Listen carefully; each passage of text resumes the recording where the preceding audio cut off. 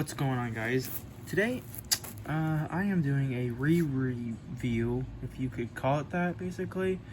I wouldn't call it a re-review. Basically, I'm doing a better version. I'm going to delete my video on the last time it is, because I'm not really proud of that video, per se. So basically, I'm just going to do another video talking about Paranormal Activity and showcasing you this pretty cool box set collection, or 6-film movie collection, whatever you want to call it, basically. Sorry about the glare, but yeah, let's get into it. So I'm going to be talking about the movies as we go on. Paranormal Activity. It's a really cool franchise, I'd say. Yeah, it's pretty cool. It's pretty cool franchise. It's really impactful for, I wouldn't say reinventing it, because it's been a popular thing for a while now. But the first Paranormal Activity, at least low budget wise, it's very what would you call it? I know it's impactful. That's the word I'm thinking of. I forgot the word. Intuitive, would you say? I don't know. But basically, yeah, the first Paranormal Activity is I'd say, I wouldn't say groundbreaking in, the art of filmmaking. Not art filmmaking specifically. More or less the way they handled things with their low budget.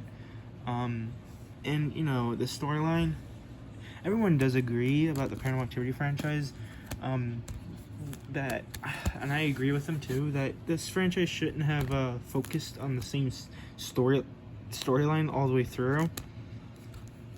In my opinion, and most other people's opinion that usually agree with the topic, agree that the franchise should have been anthology, each movie being a different story. And I actually agree with that, but what we got was each movie expanding on the story. We got sequels, prequels, sequels within prequels, because the second one right here is prequel to the first one, and then it continues later on in the movie as a sequel. So it's both a sequel and a prequel. And then we got the third one, which is a full-blown prequel. And then the fourth, which I'm pretty sure is also a sequel. I'm pretty sure it's later on. It continues, doesn't go back or anything else.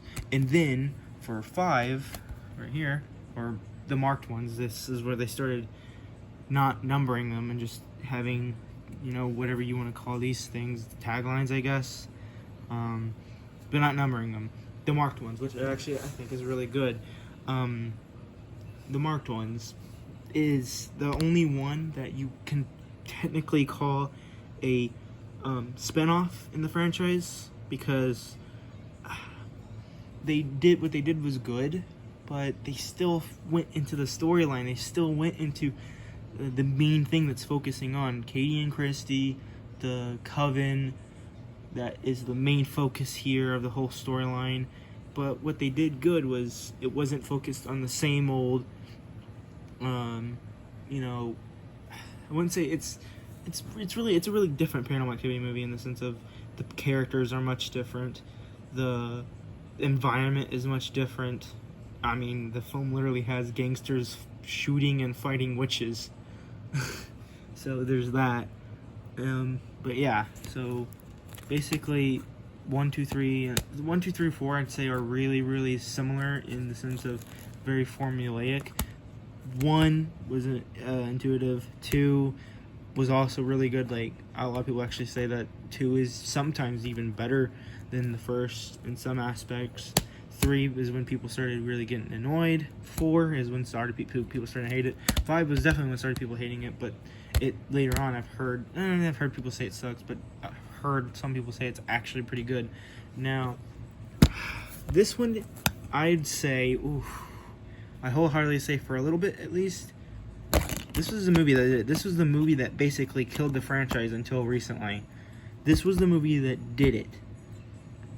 The marketing for it was basically saying, this time you see the activity, because in each of the films you don't really see the demon. You see shadows, you see disfigured faces of humans, I guess, that are possessed by demons, but you don't actually see what the demon itself looks like. Now, here's the thing I like about the ghost dimension. I actually like it in the sense of I enjoy some aspects of it. I don't like the Paranormal Activity movie being in 3D is idiotic. It shouldn't have been in 3D. It was just a gimmick because they were just really dying out at that point. I mean, it came out in 2016. I mean, this one came out they came out like every year, ever so like for at least. Pretty sure this one came out 2007, 2008, 2009, 2010. No, I don't know. I know they came out for a while because I mean they ranked a lot of money. But this is the one that I'd say for until 2021. I'd say this one was the one that basically broke the franchise and killed it. So yeah, the main reason was because of the 3D. The characters they said were the worst in the series. The storyline made no sense. At this point, we're going through, I mean, the ghost dimension. We went from, you know, simple knocks, simple lights turning off, I guess, from simple door slamming to a whole dimension that is time travel. That's the whole thing about this franchise. It's very, like, the timeline is like, oh, it's all time travel and stuff. So, yeah. That's the main thing. So yeah, that's all I have to say about Ghost Dimension. How would I rank them? For in my opinion, 1 of course goes first because just how simple it is and how intuitive, I guess you say it is. You're gonna be crazy for me thinking this, but if people don't like this movie, marked ones definitely for second. I don't know, man. It's just I really enjoyed the characters. It was the characters that really made it for me, and the scares were really good too.